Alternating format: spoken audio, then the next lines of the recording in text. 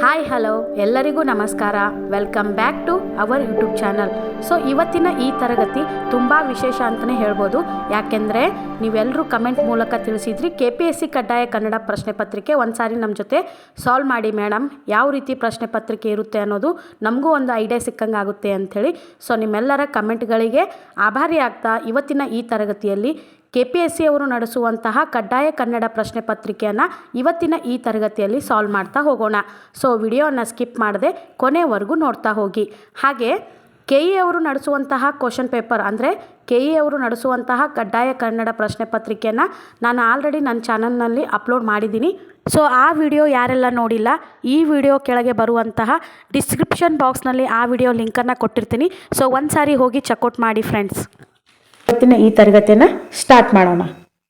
So ಮೊದಲನೇದಾಗಿ ನಾನು ಇವತ್ತಿನ ಈ ತರಗತಿಯಲ್ಲಿ ಸಾಲ್ವ್ ಮಾಡ್ತಾ ಇರುವಂತಹ ಕ್ವಶನ್ ಪೇಪರ್ ಎಷ್ಟನೇ ಇಸ್ವಿಯದು ಅಂದರೆ ನೋಡ್ಬೋದು ನೀವು, ಕಡ್ಡಾಯ ಕನ್ನಡ ಭಾಷಾ ಪರೀಕ್ಷೆ 2023ರಲ್ಲಿ ನಡೆದಿರುವಂತಹ ಕಡ್ಡಾಯ ಕನ್ನಡ ಭಾಷಾ ಪರೀಕ್ಷೆಯನ್ನು ಇವತ್ತಿನ ಈ ತರಗತಿಯಲ್ಲಿ ಸಾಲ್ವ್ ಮಾಡ್ತಾ ಇದ್ದೀನಿ. ಸೊ ಸಮಯ ಎಷ್ಟಿರುತ್ತೆ ಅಂದರೆ 1.5 ಗಂಟೆಗಳು ನಮಗೆ ಈ ಪ್ರಶ್ನೆ ಪತ್ರಿಕೆ ಸಾಲ್ವ್ ಮಾಡೋದಕ್ಕೆ 1.5 ಗಂಟೆಗಳು ಸಮಯ ಇರುತ್ತೆ. ಆಮೇಲೆ ಗರಿಷ್ಠ ಅಂಕಗಳು ಎಷ್ಟಿರ್ತಾವೆ ಅಂದರೆ 150 ಗರಿಷ್ಠ ಅಂಕಗಳನ್ನು ಒಳಗೊಂಡಿರುವಂತಹ ಪ್ರಶ್ನೆ ಪತ್ರಿಕೆ ಇದಾಗಿರುತ್ತೆ. ಆಮೇಲೆ ಇದ್ರ ಜೊತೆಗೆ ಇಲ್ಲಿ ವಿಭಾಗ ಎ ಮತ್ತು ವಿಭಾಗ ಬಿ ಅನ್ನುವಂತಹ 2 ಆಪ್ಷನ್ಗಳನ್ನು ನಾವು ಕಾಣ್ಬೋದು. ವಿಭಾಗ ಎ ಮತ್ತು ವಿಭಾಗ ಬಿ ಅನ್ನೋದನ್ನು ನಾವು ಈ ಪ್ರಶ್ನೆ ಪತ್ರಿಕೆಯಲ್ಲಿ ನೋಡ್ತಾ ಹೋಗ್ಬೋದು. ಸೊ ನಿಮ್ಗೆಲ್ಲರಿಗೂ ಗೊತ್ತಿರೋ ಹಾಗೆ ಗರಿಷ್ಠ 150 ಅಂಕಗಳು, ಸಮಯ 1.5 ಗಂಟೆಗಳು. ಇನ್ನು ವಿಭಾಗ ಎ ಯಲ್ಲಿ ನೋಡುವಂತಹ ಪ್ರಶ್ನೆಗಳ ಸ್ವರೂಪ ಯಾವ ರೀತಿ ಇರ್ತದಂದ್ರೆ, ಮೊದಲನೇದಾಗಿ ಪ್ರಬಂಧ ಬರೆಯಲು ಕೊಟ್ಟಿರ್ತಾರೆ ಫ್ರೆಂಡ್ಸ್. ಮೊದಲನೇದಾಗಿ ಇಲ್ಲಿ ನೋಡ್ಬೋದು, ಮೊದಲನೇ ಪ್ರಶ್ನೆ, ಈ ಕೆಳಗಿನ ವಿಷಯವನ್ನ ಕುರಿತು 300 ಪದಗಳಿಗೆ ಮೀರದಂತೆ ಪ್ರಬಂಧ ಬರೆಯಿರಿ. ಈ ಕೆಳಗಿನ ವಿಷಯವನ್ನ ಕುರಿತು 300 ಪದಗಳಿಗೆ ಮೀರದಂತೆ ಪ್ರಬಂಧ ಬರೆಯಿರಿ. ಎಷ್ಟು ಅಂಕಗಳಿಗೆ ಕೊಟ್ಟಿರ್ತಾರೆ ಅಂದ್ರೆ 25 ಅಂಕಗಳನ್ನ ಕೊಟ್ಟಿರ್ತಾರ. ಸೊ 25 ಅಂಕಗಳಿಗೆ ಸಂಬಂಧಪಟ್ಟಂತೆ ನಾವು ಒಂದು ಪ್ರಬಂಧ ಬರೀಬೇಕು. ಪ್ರಬಂಧ ಯಾವುದು ಅಂದ್ರೆ ರೈತರ ಸಮಸ್ಯೆಗಳು. ರೈತರ ಸಮಸ್ಯೆಗಳ ಕುರಿತು ನಾವು 300 ಪದಗಳಿಗೆ ಮೀರದಂತೆ ಒಂದು ಪ್ರಬಂಧ ರಚಿಸಬೇಕು. ಇದಕ್ಕೆ 25 ಅಂಕಗಳನ್ನ ನಾವು ಗಳಿಸಬಹುದು. ನೆಕ್ಸ್ಟ್ ಪ್ರಶ್ನೆ ನೋಡೋದಾದ್ರೆ ಈ ಕೆಳಗಿನ ಗದ್ಯ ಭಾಗವನ್ನ ಗಮನವಿಟ್ಟು ಓದಿಕೊಂಡು ಕೊನೆಯಲ್ಲಿ ಕೊಟ್ಟಿರುವ ಪ್ರಶ್ನೆಗಳಿಗೆ ಉತ್ತರ ಬರೆಯಿರಿ. ಸೊ ಇಲ್ಲೊಂದು ಪ್ಯಾರಾಗ್ರಾಫ್ ಕೊಟ್ಟಿದ್ದಾರೆ ಫ್ರೆಂಡ್ಸ್. ಈ ಪ್ಯಾರಾಗ್ರಾಫ್ ಅನ್ನ ನಾವು ನೀಟಾಗಿ ಒಂದ್ಸಾರಿ ಓದ್ಕೊಂಡು ಕೊನೆಯಲ್ಲಿ ನಮಗೆ ಎಷ್ಟು ಪ್ರಶ್ನೆ ಕೊಟ್ಟಿರ್ತಾರೆ ಅಂದ್ರೆ 5 ಪ್ರಶ್ನೆಗಳನ್ನ ಕೊಟ್ಟಿರ್ತಾರೆ. ಈ ಪ್ಯಾರಾಗ್ರಾಫ್ ದಲ್ಲಿ ಇರುವಂತಹ 5 ಪ್ರಶ್ನೆಗಳನ್ನ ಕೊಟ್ಟಿರ್ತಾರೆ. ಸೊ 5 ಪ್ರಶ್ನೆಗಳಿಗೆ 5 ಅಂಕಗಳನ್ನ ಒಳಗೊಂಡಿರ್ತದೆ. ಸೊ ಒಂದು ಪ್ರಶ್ನೆಗೆ 5 ಅಂಕ ಅಂದ್ರೆ 5 ಪ್ರಶ್ನೆಗಳಿಗೆ ಎಷ್ಟಾಯ್ತು? 25 ಅಂಕಗಳಾಯ್ತು. ಸೊ ಈ ಪ್ರಶ್ನೆಯ ಮೂಲಕ ನಾವು 25 ಅಂಕಗಳನ್ನ ಗಳಿಸಬಹುದು. ಸೊ ಒಂದು ಪ್ರಶ್ನೆಗೆ 5 ಅಂಕ. ಸೊ ಇಲ್ಲಿ ನೋಡ್ಬೋದು ನೀವು, ಮೊದಲನೇ ಪ್ರಶ್ನೆ, ಪರಿಷತ್ತಿನ ಸಂಘಟಕರಿಗೆ ಗಂಗೂಬಾಯಿ ಹಾನಗಲ್ ಅವರ ಬಗ್ಗೆ ಇದ್ದ ಸಂದೇಹವನ್ನ ಉತ್ತರ ಅಂತ. ಸೊ 5 ಅಂಕದ ಒಂದು ಪ್ರಶ್ನೆ ಇರ್ತದೆ, ಹಾಗೆ 5 ಪ್ರಶ್ನೆಗಳನ್ನ ಒಳಗೊಂಡಿರ್ತದೆ. ಸೊ ಅಷ್ಟು 25 ಅಂಕಗಳನ್ನ ನಾವು ಈ ಒಂದು ಪ್ಯಾರಾಗ್ರಾಫ್ ಇಂದ ಗಳಿಸಬಹುದು. ಪ್ರಬಂಧದಿಂದ 25 ಅಂಕಗಳಾಯ್ತು, ಆಮೇಲೆ ಪ್ಯಾರಾಗ್ರಾಫದಿಂದ 25 ಅಂಕಗಳಾಯ್ತು. ಇಲ್ಲಿಗೆ ಒಟ್ಟು 50 ಅಂಕಗಳನ್ನ ನಾವು ತೆಗೆದುಕೊಳ್ಳಬಹುದು. ನೆಕ್ಸ್ಟ್ ಮೂರನೇ ಪ್ರಶ್ನೆ ನೋಡೋದಾದ್ರೆ ಸಂಕ್ಷಿಪ್ತ ಲೇಖನ. ಇಲ್ಲಿ ಸಂಕ್ಷಿಪ್ತ ಲೇಖನ ಬರಿಬೇಕು. ಸುಮಾರು 100 ಶಬ್ದಗಳಿಗೆ ಮೀರದಂತೆ ಈ ಕೆಳಗಿನ ಗದ್ಯ ಭಾಗದ ಸಾರವನ್ನ ನಿಮ್ಮ ಸ್ವಂತ ಮಾತುಗಳಲ್ಲಿ ಬರೆಯಿರಿ ಅಂತ ಹೇಳಿ ಕೊಟ್ಟಿರ್ತಾರ. ಹಾಗೆ ಮೊದಲಿಗೆ ಆ ಪ್ಯಾರಾಗ್ರಾಫ್ ಅನ್ನ ಓದ್ಕೊಂಡು ನಾವೇ ನಮ್ಮ ಸ್ವಂತ ಒಂದು ಟೈಟಲ್ ಅನ್ನ ಕೊಡಬೇಕು ಫ್ರೆಂಡ್ಸ್. ಇಲ್ಲಿ ನೋಡಿ, ಇಲ್ಲಿ ಶೀರ್ಷಿಕೆ ಅಂತ ಕೊಟ್ಟಿದ್ದಾರಲ್ಲ. ಸೊ ಆ ಗದ್ಯ ಭಾಗವನ್ನ ಓದ್ಕೊಂಡು ನಮ್ಮದೇ ಆದ ಒಂದು ಸ್ವಂತ ಅದಕ್ಕೆ ಸರಿ ಹೊಂದುವಂತಹ ಟೈಟಲ್ ಅನ್ನ ನಾವು ಮೊದಲು ಇಲ್ಲಿ ಮೇಲೆ ಹಾಕಬೇಕು. ಅದು ನೆಕ್ಸ್ಟ್ ಸಂಕ್ಷಿಪ್ತ ಲೇಖನಕ್ಕಾಗಿ ಸ್ಥಳ ಅಂತ ಏನು ಕೊಟ್ಟಿದಾರಲ್ಲ ಇಲ್ಲಿ ಬಾಕ್ಸ್, ಈ ಬಾಕ್ಸ್ ನಲ್ಲಿ ನಾವು ಅದರ ಬಗ್ಗೆ ಬರಿತಾ ಹೋಗ್ಬೇಕು. ಒಂದು ಒಳ್ಳೆ ಹೊಂದುವಂತಹ ಟೈಟಲ್ ಅನ್ನ ಕೊಡಬೇಕು. ಇದಕ್ಕೂ ಕೂಡ 25 ಅಂಕಗಳನ್ನ ಒಳಗೊಂಡಿರುವಂತಹ ಪ್ರಶ್ನೆ ಪತ್ರಿಕೆ ಇದಾಗಿರುತ್ತದೆ. ನೆಕ್ಸ್ಟ್ ಪ್ರಶ್ನೆ ನೋಡೋದಾದ್ರೆ, 4ನೇ ಪ್ರಶ್ನೆ ನೋಡೋದಾದ್ರೆ, ಈ ಕೆಳಗಿನ ಗದ್ಯ ಭಾಗವನ್ನ ಕನ್ನಡಕ್ಕೆ ಭಾಷಾಂತರಿಸಿ ಅಂತ ಹೇಳಿ ಕೊಟ್ಟಿರ್ತಾರ. ಸೊ ಇಲ್ಲಿ ನೋಡ್ಬೋದು ನೀವು, ಗದ್ಯ ಭಾಗ ಇಷ್ಟು ದೊಡ್ಡದಾದ ಒಂದು ಗದ್ಯ ಭಾಗವನ್ನ ಹೊಂದಿರುತ್ತದೆ. ಈ ಗದ್ಯ ಭಾಗವನ್ನ ನಾವು ಏನ್ ಮಾಡ್ಬೇಕು ಅಂದ್ರೆ ಕನ್ನಡಕ್ಕೆ ಟ್ರಾನ್ಸ್ಲೇಟ್ ಮಾಡಬೇಕು. ಸೊ ಇದನ್ನು ಕೂಡ 25 ಅಂಕಗಳನ್ನ ಒಳಗೊಂಡಿರುವಂತಹ ಪ್ರಶ್ನೆ ಆಗಿರ್ತದೆ. ನೆಕ್ಸ್ಟ್ ಪ್ರಶ್ನೆ ನೋಡೋದಾದ್ರೆ ಫ್ರೆಂಡ್ಸ್, ಪತ್ರ ಲೇಖನ ಕೊಟ್ಟಿರ್ತಾರ. ಪತ್ರ ಲೇಖನ ಯಾವ ರೀತಿ ಬರಿಬೇಕು ಅನ್ನೋದು ನಿಮ್ಗೆಲ್ಲರಿಗೂ ಆಲ್ರೆಡಿ ಗೊತ್ತಿದೆ ಅನ್ಕೋತೀನಿ. ಸೊ ನಿಮ್ಮನ್ನ ನೀವು XXX ಎಂದು YYY ಬಡಾವಣೆಯಲ್ಲಿ Z ಸ್ಥಳದಲ್ಲಿ ವಾಸಿಸುತ್ತಿರುವುದಾಗಿ ಭಾವಿಸಿಕೊಂಡು ನಿಮ್ಮ ಬಡಾವಣೆಯಲ್ಲಿ ಇರುವ ವಿದ್ಯುತ್ ಶಕ್ತಿಯ ಸಮಸ್ಯೆಯನ್ನು ಕುರಿತು ಕಾರ್ಯನಿರ್ವಾಹಕ ಅಭಿಯಂತಕರು ವಿದ್ಯುತ್ ಸರಬರಾಜು ನಿಗಮ ಬೆಂಗಳೂರು ಇವರಿಗೆ ಪತ್ರವನ್ನು ಬರೆಯಿರಿ ಅಂತ ಹೇಳಿ ಕೊಟ್ಟಿರ್ತಾರೆ. ಹಾಗೆ ಫ್ರೆಂಡ್ಸ್, ಇಲ್ಲೊಂದು ವಿಶೇಷ ಸೂಚನೆ ಇದೆ, ಇದು ಕೂಡ ನೀವು ನೆನಪಿನಲ್ಲಿ ಇಟ್ಕೋಬೇಕು. ಕಾಲ್ಪನಿಕವಾಗಿ ನೀಡಲಾಗಿರುವ ಈ ಮೇಲಿನ ವಿಳಾಸವನ್ನಷ್ಟೇ ಬಳಸಿ ಪತ್ರ ಬರೆಯಲು ಸೂಚಿಸಿದೆ. ಇದರ ಹೊರತಾಗಿ ಬೇರೆ ಯಾವುದೇ ಹೆಸರನ್ನಾಗಲಿ ವಿಳಾಸವನ್ನಾಗಲಿ ಸಹಿಯನ್ನಾಗಲಿ ಪತ್ರ ಲೇಖನದಲ್ಲಿ ಬರೆಯಬಾರದು. ಈ ರೀತಿಯ ಯಾವುದೇ ನಮೂದು ಬರೆದಲ್ಲಿ ಪ್ರಶ್ನೆ ಸಹಿತ ಉತ್ತರ ಪುಸ್ತಿಕೆಯನ್ನು ಅಸಿಂಧುವೆಂದು ಪರಿಗಣಿಸಲಾಗುವುದು ಮತ್ತು ದುರಾಚಾರ ಪ್ರಕರಣ ಎಂದು ಪರಿಗಣಿಸಿ ಅಭ್ಯರ್ಥಿತ್ವವನ್ನು ರದ್ದುಗೊಳಿಸುವುದಲ್ಲದೆ ಆಯೋಗವು ತೆಗೆದುಕೊಳ್ಳುವ ಶಿಸ್ತು ಕ್ರಮಕ್ಕೆ ಅಭ್ಯರ್ಥಿಯು ಒಳಗಾಗಬೇಕಾಗುತ್ತದೆ. ಸೊ ಇದರಲ್ಲಿ ಯಾವುದೇ ನಮ್ಮ ಪರ್ಸನಲ್ ಡೀಟೇಲ್ಸ್ ಹಾಕುವಂತಿಲ್ಲ. ಇದು ಪತ್ರ ಲೇಖನಕ್ಕೆ ಸಂಬಂಧಪಟ್ಟಂತಹ ಪ್ರಶ್ನೆ ಆಯಿತು. ಇದು ಕೂಡ ಎಷ್ಟು ಅಂದರೆ 10 ಅಂಕಗಳಿಗೆ ಹೊಂದಿರುವಂತಹ ಪ್ರಶ್ನೆಯಾಗಿದೆ. 10 ಅಂಕಗಳನ್ನು ಒಳಗೊಂಡಿರುವಂತಹ ಪ್ರಶ್ನೆ ಯಾವುದು ಅಂದರೆ ಪತ್ರಲೇಖನ. ನೆಕ್ಸ್ಟ್ ಪ್ರಶ್ನೆ ನೋಡೋದಾದ್ರೆ ಪ್ರಶ್ನೆ, ಈ ಕೆಳಗಿನ ಗಾದೆಗಳಿಗೆ ಅರ್ಥ ಸ್ವಾರಸ್ಯವನ್ನ ವಿವರಿಸಿ. ಸೊ 2 ಗಾದೆ ಮಾತನ್ನ ಕೊಟ್ಟಿರ್ತಾರೆ. ಇಲ್ಲಿ ನೋಡ್ಬೋದು ನೀವು 2 × 5 = 10. ಒಂದು ಗಾದೆ ಮಾತಿಗೆ 5 ಅಂಕಗಳಿರ್ತಾವ. ಸೊ 2 ಗಾದೆ ಮಾತುಗಳಿಗೆ 10 ಅಂಕಗಳನ್ನ ಕೊಟ್ಟಿರ್ತಾರೆ. ಸೊ 2 ಗಾದೆ ಮಾತುಗಳನ್ನ ನಾವು ಸ್ವಾರಸ್ಯವಾಗಿ ಅರ್ಥಪೂರ್ಣವಾಗಿ ವಿವರಿಸಿದರೆ ಅಂದ್ರೆ ನಮ್ಗೆ ಇಲ್ಲೂ ಕೂಡ ಒಳ್ಳೆ ಅಂಕಗಳನ್ನ ಗಳಿಸಲು ಸಾಧ್ಯವಿದೆ. ನೆಕ್ಸ್ಟ್ ಪ್ರಶ್ನೆ ನೋಡೋದಾದ್ರೆ ಪ್ರಶ್ನೆ ಸಂಖ್ಯೆ 7, ಈ ಕೆಳಗಿನ ನುಡಿಗಟ್ಟುಗಳ ಅರ್ಥ ವಿವರಿಸಿ ಅವುಗಳನ್ನ ನಿಮ್ಮ ಸ್ವಂತ ವಾಕ್ಯದಲ್ಲಿ ಪ್ರಯೋಗಿಸಿ. ಸೊ ಇಲ್ಲಿ ಕೂಡ 2 ನುಡಿಗಟ್ಟುಗಳನ್ನ ಕೊಟ್ಟಿದ್ದಾರೆ. ಒಂದು ನುಡಿಗಟ್ಟಿಗೆ 3 ಅಂಕಗಳು. ಸೊ ಟೋಟಲ್ ಎಷ್ಟು ಅಂಕಗಳನ್ನ ನಾವಿಲ್ಲಿ ಗಳಿಸ್ಬೋದು ಅಂದ್ರೆ 6 ಅಂಕಗಳನ್ನ ನಾವು ಗಳಿಸ್ಬೋದು. ಯಾವ್ಯಾವ ನುಡಿಗಟ್ಟುಗಳನ್ನ ನೋಡ್ತಾ ಹೋದ್ರೆ, ಮೊದಲೇ ನುಡಿಗಟ್ಟು ಮೊರೆ ಹೋಗು. ಮೊರೆ ಹೋಗು ನುಡಿಗಟ್ಟಿನ ಅರ್ಥ ನಮಗೆ ಗೊತ್ತಿತ್ತು ಅಂದ್ರೆ ನಾವು ಸ್ವಂತ ವಾಕ್ಯ ಮಾಡಲು ಈಸಿ ಆಗುತ್ತೆ ಫ್ರೆಂಡ್ಸ್. ಹಾಗಾಗಿ ನುಡಿಗಟ್ಟುಗಳ ಮೇಲೆ ಸ್ವಲ್ಪ ಕಣ್ಣಾಯಿಸ್ತಾ ಹೋಗಿ. ಮೊದಲೇ ನುಡಿಗಟ್ಟು ಮೊರೆ ಹೋಗು. ಮೊರೆ ಹೋಗು ಅನ್ನೋ ನುಡಿಗಟ್ಟಿನ ಅರ್ಥ ಏನು ಅಂದ್ರೆ ಶರಣಾಗು ಅಂತೇಳಿ ಅರ್ಥ ಕೊಡುತ್ತೆ. ಮೊರೆ ಹೋಗು ಅಂದ್ರೆ ಶರಣಾಗು ಅಂತ ಹೇಳಿ. ನಮಗೇನಾದ್ರೂ ಕಷ್ಟದ ಸಮಯ ಬಂತು ಅಂದ್ರೆ ನಾವು ದೇವರ ಮೊರೆ ಹೋಗ್ತೀವಿ. ನಮಗೆ ಯಾವುದಾದ್ರೂ ಕೆಟ್ಟ ಸಮಯ ಅಥವಾ ಕಷ್ಟದ ಸಮಯ ಬಂದಾಗ ನಾವು ಏನು ಮಾಡ್ತೀವಿ, ದೇವರ ಮೊರೆ ಹೋಗ್ತೀವಿ. ಅಂದರೆ ದೇವರಲ್ಲಿ ಶರಣಾಗಿ ನಿಲ್ತೀವಿ, ದೇವರ ಮುಂದೆ ಶರಣಾಗಿ ನಿಲ್ತೀವಿ. ಇನ್ನು 2ನೇ ನುಡಿಗಟ್ಟು ನೋಡೋದಾದ್ರೆ ಕಾಲಿಗೆ ಬುದ್ಧಿ ಹೇಳು. ಕಾಲಿಗೆ ಬುದ್ಧಿ ಹೇಳು ಅನ್ನುವಂಥ ನುಡಿಗಟ್ಟಿನ ಅರ್ಥ ನೋಡೋದಾದ್ರೆ ಓಡಿ ಹೋಗು.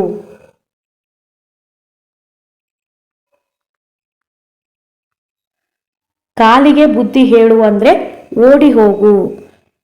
ಈ ನುಡಿಗಟ್ಟನ್ನು ನಮ್ಮ ಸ್ವಂತ ವಾಕ್ಯದಲ್ಲಿ ತುಂಬ ಈಸಿಯಾಗಿ ಬಳಸ್ಬೋದು. ಅದು ಏನಂದರೆ, ನಮಗೆ ಇಷ್ಟ ಇಲ್ಲದ ವ್ಯಕ್ತಿ ನಮ್ಮ ಹತ್ತಿರ ಬಂದಾಗ ನಾವು ಕಾಲಿಗೆ ಬುದ್ಧಿ ಹೇಳುತ್ತೇವೆ ಅಂದರೆ ಆ ಸ್ಥಳದಿಂದ ನಾವು ಓಡಿ ಹೋಗುತ್ತೇವೆ. ಈ ನುಡಿಗಟ್ಟಿನ ಅರ್ಥ ಓಡಿ ಹೋಗು ಅಂಥೇಳಿ ಅರ್ಥ ಆಗುತ್ತೆ.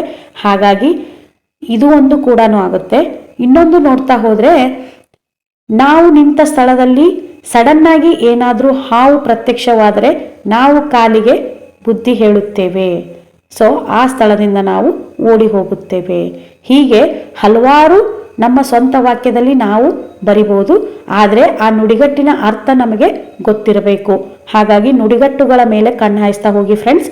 ಹೀಗೆ ಈ 2 ನುಡಿಗಟ್ಟಿನ ಅರ್ಥ ಬರೆದು ಅದನ್ನು ನಾವು ಸ್ವಂತ ವಾಕ್ಯದಲ್ಲಿ ಬಳಸ್ತೀವಿ ಅಂದರೆ ನಾವು 6 ಅಂಕಗಳನ್ನು ಆರಾಮಾಗಿ ಇಲ್ಲಿ ಗಳಿಸ್ಬೋದು. ನೆಕ್ಸ್ಟ್ ಪ್ರಶ್ನೆ ನೋಡೋಣ ಫ್ರೆಂಡ್ಸ್. ಪ್ರಶ್ನೆ ಸಂಖ್ಯೆ 8, ಈ ಕೆಳಗಿನ ಪ್ರಶ್ನೆಗಳಿಗೆ ಒಂದೊಂದು ವಾಕ್ಯದಲ್ಲಿ ಉತ್ತರಿಸಿ. ಸೊ ಇಲ್ಲಿ 4 ಪ್ರಶ್ನೆಗಳನ್ನು ಕೊಟ್ಟಿದ್ದಾರೆ. ಒಂದು ಪ್ರಶ್ನೆಗೆ 1 ಅಂಕ. ಹಾಗಾಗಿ 4 ಪ್ರಶ್ನೆಗಳಿಗೆ 4 ಅಂಕಗಳನ್ನು ಇಲ್ಲಿ ನಾವು ಗಳಿಸ್ಬೋದು. ಮೊದಲನೇ ಪ್ರಶ್ನೆ ಏನಿದೆ, ಕನ್ನಡದ ಮೊದಲ ಶಾಸನ ಯಾವುದು? ಸೊ ಕನ್ನಡದ ಮೊದಲ ಶಾಸನ ಯಾವುದು? ನಿಮ್ಗೆಲ್ಲರಿಗೂ ಗೊತ್ತಿರುತ್ತೆ. ಕನ್ನಡದ ಮೊದಲ ಶಾಸನ ಯಾವುದು ಅಂದರೆ ಹಲ್ಮಿಡಿ ಶಾಸನ.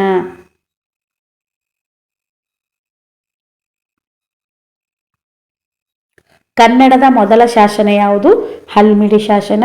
ಈ ಹಲ್ಮಿಡಿ ಶಾಸನ ಎಲ್ಲಿ ಕಂಡು ಬರುತ್ತೆ ಅಂದರೆ ಹಾಸನ ಜಿಲ್ಲೆಯ ಬೇಲೂರು ತಾಲೂಕಿನ ಹಲ್ಮಿಡಿ ಎಂಬಂತಹ ಗ್ರಾಮದಲ್ಲಿ ಕಂಡು ಬರುವಂತಹ ಕನ್ನಡದ ಮೊಟ್ಟ ಮೊದಲ ಶಾಸನ ಯಾವುದು ಅಂದರೆ ಹಲ್ಮಿಡಿ ಶಾಸನ. ಎಷ್ಟರಲ್ಲಿ ಕಂಡು ಬಂತು ಅಂದರೆ ಈ ಹಲ್ಮಿಡಿ ಶಾಸನ ಕ್ರಿಸ್ತ ಶಕ 450 ಕ್ರಿಸ್ತಶಕ 450ರಲ್ಲಿ ಈ ಹಲ್ಮಿಡಿ ಶಾಸನ ಕಂಡುಬರುತ್ತೆ.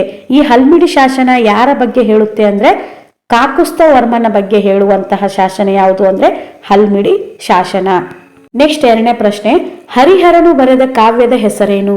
ಹರಿಹರನು ಬರೆದ ಕಾವ್ಯದ ಹೆಸರೇನು? ಹರಿಹರನು ಬರೆದ ಕಾವ್ಯದ ಹೆಸರು ಯಾವುದು ಅಂದರೆ ಗಿರಿಜಾ ಕಲ್ಯಾಣ.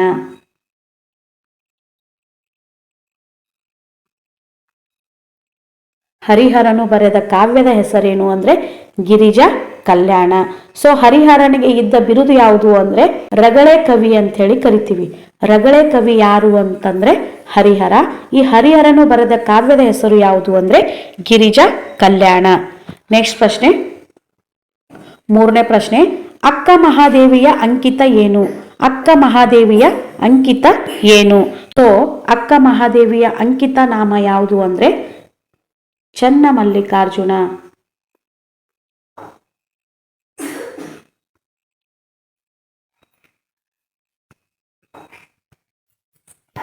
ಸೊ ಅಕ್ಕ ಮಹಾದೇವಿಯ ವಚನದ ಅಂಕಿತ ಯಾವುದು ಅಂದರೆ ಚನ್ನಮಲ್ಲಿಕಾರ್ಜುನ. ನೆಕ್ಸ್ಟ್ ಪ್ರಶ್ನೆ, ದ.ರಾ ಬೇಂದ್ರೆಯವರ ಯಾವ ಕೃತಿಗೆ ಜ್ಞಾನಪೀಠ ಪ್ರಶಸ್ತಿ ಬಂದಿದೆ? ದ.ರಾ ಬೇಂದ್ರೆಯವರ ಯಾವ ಕೃತಿಗೆ ಜ್ಞಾನಪೀಠ ಪ್ರಶಸ್ತಿ ಬಂದಿದೆ? ಸೊ ದ.ರಾ ಬೇಂದ್ರೆಯವರ ಯಾವ ಕೃತಿಗೆ ಜ್ಞಾನಪೀಠ ಪ್ರಶಸ್ತಿ ಲಭಿಸಿದೆ ಅಂದರೆ 4 ತಂತಿ.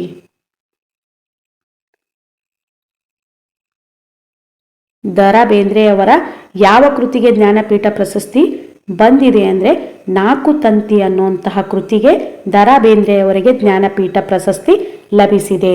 ಈ ರೀತಿ 4 ಪ್ರಶ್ನೆಗಳನ್ನು ಕೊಟ್ಟಿರ್ತಾರೆ. ಸೊ 4 ಪ್ರಶ್ನೆಗಳಿಗೂ 1 ಅಂಕಗಳು. ಇಲ್ಲಿ ಕೂಡ ನಾವು 4 ಅಂಕಗಳನ್ನು ಆರಾಮಾಗಿ ಗಳಿಸ್ಬೋದು ಫ್ರೆಂಡ್ಸ್. ನೆಕ್ಸ್ಟ್ ಪ್ರಶ್ನೆ ನೋಡೋದಾದ್ರೆ, ಸೊ 9ನೇ ಪ್ರಶ್ನೆ, ಈ ಕೆಳಗಿನಗಳಿಗೆ ತತ್ಸಮ ತದ್ಭವ ರೂಪವನ್ನ ಬರೆಯಿರಿ. ಈ ಕೆಳಗಿನ ಪದಗಳಿಗೆ ತತ್ಸಮ ತದ್ಭವ ರೂಪಗಳನ್ನು ಬರೆಯಿರಿ. ಸೊ ಇಲ್ಲಿ 5 ತತ್ಸಮ ತದ್ಭವಗಳನ್ನು ಕೊಟ್ಟಿದ್ದಾರೆ. 5ಕ್ಕೂ ಕೂಡ 1 ಅಂಕಗಳು. ಇಲ್ಲಿ ಕೂಡ ನಮಗೆ 5 ಅಂಕಗಳನ್ನು ಗಳಿಸಲು ಸಾಧ್ಯವಿದೆ. ಮೊದಲನೇ ಪದ ಏನು ಅಂದರೆ ವಿದ್ಯೆ. ವಿದ್ಯೆ ಪದದ ತತ್ಸಮ ತದ್ಭವ ನೋಡೋದಾದ್ರೆ ಬಿಜ್ಜೆ. ವಿದ್ಯೆ ಬಿಜ್ಜೆ. ನೆಕ್ಸ್ಟ್ ತ್ಯಾಗ ತ್ಯಾಗ. ವಿದ್ಯೆ ಬಿಜ್ಜೆ, ತ್ಯಾಗ ತ್ಯಾಗ. ನೆಕ್ಸ್ಟ್ 3ನೇದು ಬ್ರಹ್ಮ ಬೊಮ್ಮ. ಬ್ರಹ್ಮ ಬೊಮ್ಮ. ಯಾತ್ರೆ ಜಾತ್ರೆ. ಯಾತ್ರೆ ಜಾತ್ರೆ. ಸಹಸ್ರ ಸಾಸಿರ. ಸಹಸ್ರ ಸಾಸಿರ. ಇನ್ನೊಂದ್ಸಾರಿ ನೋಡೋದಾದ್ರೆ ವಿದ್ಯೆ ಬಿಜ್ಜೆ, ತ್ಯಾಗ ತ್ಯಾಗ, ಬ್ರಹ್ಮ ಬೊಮ್ಮ, ಯಾತ್ರೆ ಜಾತ್ರೆ, ಸಹಸ್ರ ಸಾಸಿರ. ಈ ರೀತಿ 5 ತತ್ಸಮ ತದ್ಭವಗಳನ್ನು ಕೊಟ್ಟಿರ್ತಾರೆ. ಸೊ ಇವು 5 ಕೂಡ ನಾವು ಸರಿಯಾಗಿ ಬರೆದ್ವಿ ಅಂದ್ರೆ ಇಲ್ಲಿ ಕೂಡ ನಮಗೆ 5 ಅಂಕಗಳನ್ನು ಆರಾಮಾಗಿ ಗಳಿಸ್ಬೋದು. ಸೊ ನೆಕ್ಸ್ಟ್ ಪ್ರಶ್ನೆ ನೋಡೋದಾದ್ರೆ, ಸೊ 10ನೇ ಪ್ರಶ್ನೆ, ಈ ಕೆಳಗಿನಗಳನ್ನು ಬಿಡಿಸಿ ಬರೆಯಿರಿ. ಈ ಕೆಳಗಿನಗಳನ್ನು ಬಿಡಿಸಿ ಬರೆಯಿರಿ. ಸೊ ಇಲ್ಲಿ ಕೂಡ ನಮಗೆ 5 ಪದಗಳನ್ನು ಕೊಟ್ಟಿದ್ದಾರೆ. 5 ಪದಗಳನ್ನು ಬಿಡಿಸಿ ಬರೆದ್ರೆ ನಮಗೆ ಇಲ್ಲಿ 5 ಅಂಕಗಳನ್ನು ನಾವು ಗಳಿಸ್ಬೋದು. ಇಲ್ಲೇನು ಸಂಧಿ ಕೇಳಿಲ್ಲ ಫ್ರೆಂಡ್ಸ್, ಕೇವಲ ಬಿಡಿಸಿ ಬರೆಯಲು ಮಾತ್ರ ಹೇಳಿದ್ದಾರೆ. ಸಂಧಿ ಬರೆಯುವಂತಹ ಅವಶ್ಯಕತೆ ಇಲ್ಲ, ಜಸ್ಟ್ ಬಿಡಿಸಿ ಬರಿಬೇಕು. ಮೊದಲನೇ ಪ್ರಶ್ನೆ ಏನಿದೆ ಅಂದರೆ ಅಲ್ಲಿಗೊಯ್ಯದೆ. ಅಲ್ಲಿಗೊಯ್ಯದೆ ಅನ್ನೋದನ್ನು ನಾವು ಬಿಡಿಸಿ ಬರೆದ್ರೆ ಅಲ್ಲಿಗೆ ಪ್ಲಸ್ ಒಯ್ಯದೆ. ಅಲ್ಲಿಗೆ ಪ್ಲಸ್ ಒಯ್ಯದೆ, ಅಲ್ಲಿಗೊಯ್ಯದೆ. ಇದು 1ನೇ ಪ್ರಶ್ನೆ. ಇನ್ನು 2ನೇ ಪ್ರಶ್ನೆ ನೋಡೋದಾದ್ರೆ ಬೆಟ್ಟದಾವರೆ. ಬೆಟ್ಟದಾವರೆಯನ್ನು ನಾವು ಯಾವ ರೀತಿ ಬಿಡಿಸ್ತೀವಿ ಅಂದರೆ ಬೆಟ್ಟದ ಪ್ಲಸ್ ತಾವರೆ. ಬೆಟ್ಟದ ಪ್ಲಸ್ ತಾವರೆ, ಬೆಟ್ಟದಾವರೆ. ನೆಕ್ಸ್ಟು ಕೆಂಡಗಣ್ಣು. ಕೆಂಡಗಣ್ಣನ್ನು ನಾವು ಯಾವ ರೀತಿ ಬಿಡಿಸ್ತೀವಿ ಅಂದರೆ ಕೆಂಡದಂತ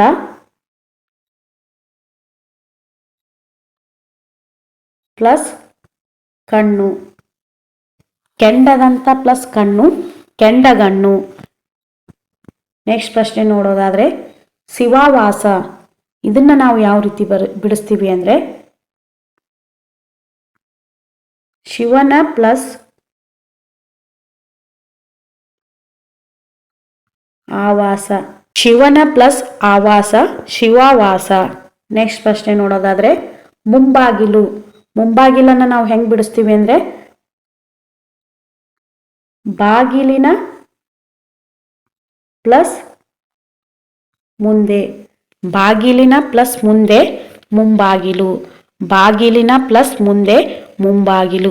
ಇದು ಅಂಶಿ ಸಮಾಸಕ್ಕೆ ಉದಾಹರಣೆಯಾಗುತ್ತೆ. ಇದೇ ರೀತಿ 5 ಪ್ರಶ್ನೆಗಳನ್ನು ಕೊಟ್ಟಿರ್ತಾರೆ. 5 ಪ್ರಶ್ನೆಗಳನ್ನು ಬಿಡಿಸಿ ಬರೆಯಲು ಕೊಟ್ಟಿರ್ತಾರೆ. ಸೊ ಬಿಡಿಸಿ ಬರೆಯೋದ್ರಿಂದ ನಮಗಿಲ್ಲಿ ಆರಾಮಾಗಿ 5 ಅಂಕಗಳನ್ನು ನಾವು ಗಳಿಸ್ಬೋದು. ನೆಕ್ಸ್ಟ್ ಪ್ರಶ್ನೆ ನೋಡೋದಾದರೆ 11ನೇ ಪ್ರಶ್ನೆ, ಈ ಕೆಳಗಿನವುಗಳಿಗೆ ಅರ್ಥ ಬರೆಯಿರಿ. ಈ ಕೆಳಗಿನವುಗಳಿಗೆ ಅರ್ಥ ಬರೆಯಿರಿ. ಅರ್ಥ ಮತ್ತು ಸಮಾನಾರ್ಥಕ ಇವೆರಡು ಒಂದೇ. ಹಾಗಾಗಿ ಈ ಕೆಳಗಿನ ಪದಗಳಿಗೆ ನಾವು ಸಮಾನಾರ್ಥಕ ಪದಗಳನ್ನು ಬರಿತಾ ಹೋಗಬೇಕು. ಸೊ ಇಲ್ಲಿ ಕೂಡ 5 ಅಂಕಗಳನ್ನು ಆರಾಮಾಗಿ ಗಳಿಸ್ಬೋದು. ಮೊದಲೇ ಪ್ರಶ್ನೆ ಸಂಕುಲ. ಸಂಕುಲ ಪದದ ಸಮಾನಾರ್ಥಕ ಪದ ಯಾವುದು ಅಂದರೆ ಒಟ್ಟುಗೂಡುವಿಕೆ.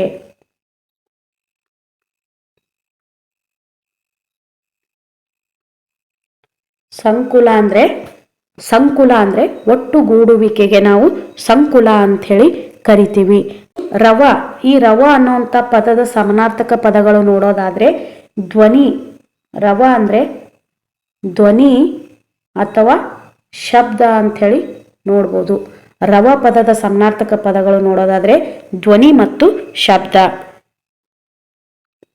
ನೆಕ್ಸ್ಟು ಕಡಲು. ಕಡಲು ಪದದ ಸಮಾನಾರ್ಥಕ ಪದಗಳು ನೋಡೋದಾದ್ರೆ ಸಾಗರ, ಸಮುದ್ರ, ತೀರ. ಇವೆಲ್ಲವೂ ಕಡಲು ಪದದ ಸಮಾನಾರ್ಥಕ ಪದಗಳನ್ನು ನಾವು ನೋಡ್ಬೋದು. ನೆಕ್ಸ್ಟು ವದನ. ವದನ ಪದದ ಸಮಾನಾರ್ಥಕ ಪದಗಳು ನೋಡೋದಾದ್ರೆ ಮುಖ, ಮೊರೆ. ಮುಖ ಮತ್ತು ಮೊರೆ ಇವು ವದನ ಪದದ ಸಮಾನಾರ್ಥಕ ಪದಗಳಾಗಿವೆ. ನೆಕ್ಸ್ಟ್ ಪದ ನೋಡೋದಾದ್ರೆ ದಕ್ಷತೆ. ದಕ್ಷತೆ ಪದದ ಸಮಾನಾರ್ಥಕ ಪದಗಳು ನೋಡೋದಾದ್ರೆ ಯೋಗ್ಯತೆ ಹಾಗೂ ಸಾಮರ್ಥ್ಯ. ದಕ್ಷತೆ ಪದದ ಸಮಾನಾರ್ಥಕಗಳು ನೋಡೋದಾದ್ರೆ ಯೋಗ್ಯತೆ, ಸಾಮರ್ಥ್ಯ. ನೆಕ್ಸ್ಟು ವದನ ಪದದ ಸಮಾನಾರ್ಥಕ ಪದಗಳು ನೋಡೋದಾದ್ರೆ ಮುಖ, ಮೊರೆ. ಕಡಲು ಪದದ ಸಮಾನಾರ್ಥಕ ಪದಗಳು ಸಾಗರ, ಸಮುದ್ರ. ನೆಕ್ಸ್ಟು ರವ ಪದದ ಸಮಾನಾರ್ಥಕ ಪದಗಳು ಧ್ವನಿ, ಶಬ್ದ. ಇನ್ನು ಸಂಕುಲ ಅಂದರೆ ಒಟ್ಟುಗೂಡುವಿಕೆ ಅಥವಾ ಕಿಕ್ಕಿರಿದ ಅಂಥೇಳಿ ಅರ್ಥ ಕೊಡುತ್ತೆ.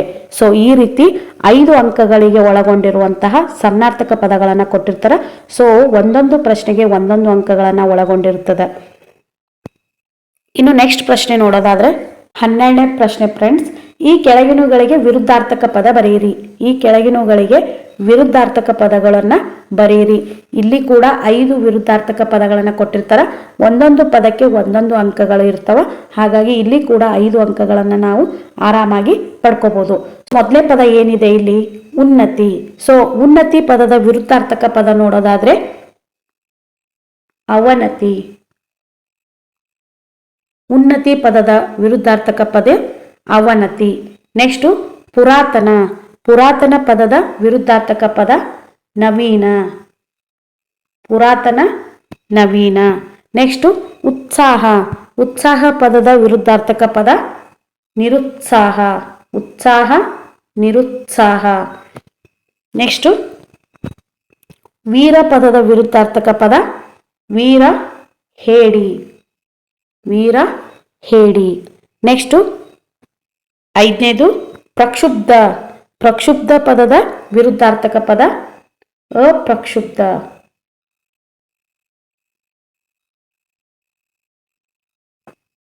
ಸೊ ಮೊದಲನೇ ಪದ ಉನ್ನತಿ.